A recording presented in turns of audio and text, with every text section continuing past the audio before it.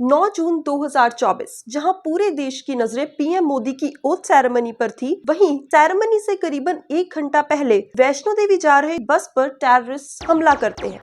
जिस वजह से बस आउट ऑफ कंट्रोल होकर खाई में गिर जाती है और इस हादसे में करीबन 9 लोगों की मौत हो जाती है और वहीं 33 लोग घायल होते हैं। दूसरी तरफ कुछ आई विटनेसेस का कहना था कि बस के खाई में गिरने के बावजूद टेररिस्ट उन पर गोलियां चलाते रहे और अपनी जान बचाने के लिए उन्हें मरने का नाटक करना पड़ा। लेकिन इन अटैक्स का सिलसिला यहीं पर खत्म नहीं होता, बल्कि 11 और 12 जून को 3 और अटैक्स होते हैं, जिसमें से पहला अटैक इंडिया और पाकिस्तान के इंटरनेशनल बॉर्डर के पास के एक गाँव में होता है और इस गनफाइट में करीबन 2 टेररिस्ट मारे जाते हैं और एक सीआरपीएफ यानी कि सेंट्रल रिजर्व पुलिस फोर्स का जवान भी शहीद हो जाता है। और इसके बाद डोडा डिस्ट्रिक्ट के 2 अलग अलग चेक पॉइंट्स पर अटैक्स होते हैं, जिसमें करीबन 7 सुरक्षाकर्मी इंजर्ड हो जाते हैं। वहीं रियासी पर हुए इस बड़े हमले की जिम्मेदारी ली है टीआरएफ ने, जिसे साल 2023 में इंडियन गवर्नमेंट ने एक टेररिस्ट ऑर्गेनाइजेशन डिक्लेयर किया था। चलिए अब इस इंसिडेंट को थोड़ा गहराई से समझते हैं। देखिए,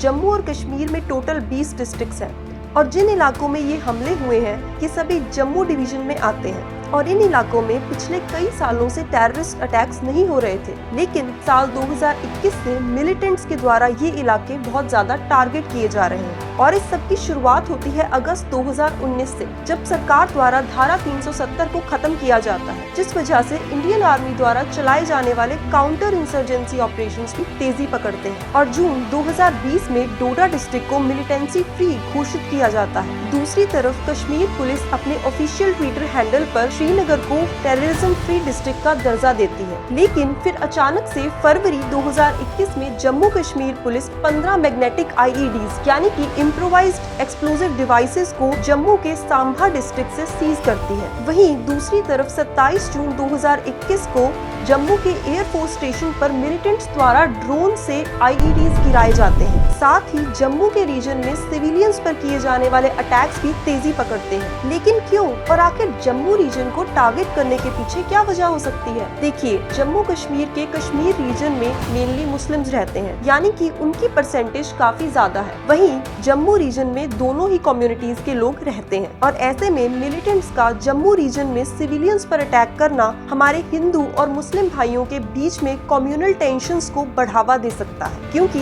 साल 1993 में भी टेररिस्ट ने किश्तावर में एक सिविलियन से भरी बस को निशाना बनाया था और उस अटैक में 17 लोगों को अपनी जान से हाथ धोना पड़ा था और इस अटैक ने उस समय में हिंदू और मुस्लिम भाइयों के बीच में क्लैशेस को जन्म दिया था और उस समय हालात इतने खराब हो गए थे कि लोगों को शांत करने के लिए कर्फ्यू लगाना पड़ा था। वहीं पीएम मोदी की ओथ सेरेमनी से ठीक पहले इस अटैक का होना इस बात को क्लियर करता है कि ये सब कहीं ना कहीं ओथ सेरेमनी को डीफ्रेम करने के लिए किया गया था। वहीं सिविलियंस पर किए जाने वाले अटैक्स ना ही सिर्फ हमारे मन में खौफ को जन्म देते हैं, बल्कि टूरिज्म पर भी एक बुरा असर डालते हैं। जहां स्वर्ग कहा जाने वाला कश्मीर ना ही सिर्फ हमारे देश में टूरिज्म को बढ़ावा देता है, बल्कि वहां के लोगों के सोर्स ऑफ इनकम में भी एक बहुत बड़ा रोल प्ले करता है। और वहीं ऐसे अटैक्स का होना कश्मीर की नॉर्मलेसी को बहुत बुरी तरह से अफेक्ट करता है। वहीं अमरनाथ यात्रा से कुछ हफ्ते पहले ही इन अटैक्स का होना यात्रा को और भी ज्यादा चैलेंजिंग बनाता है। कुछ रिपोर्ट्स के अकॉर्डिंग साल 2017 में भी अमरनाथ यात्रियों पर हमला हुआ था, जिसमें करीबन 8 लोगों की मौत हो गई थी और 18 लोग इंजर्ड हुए थे। दूसरी तरफ ऐसी घटनाओं का होना जम्मू कश्मीर में होने वाले असेंबली इलेक्शंस को भी बुरी तरह से अफेक्ट कर सकता है, क्योंकि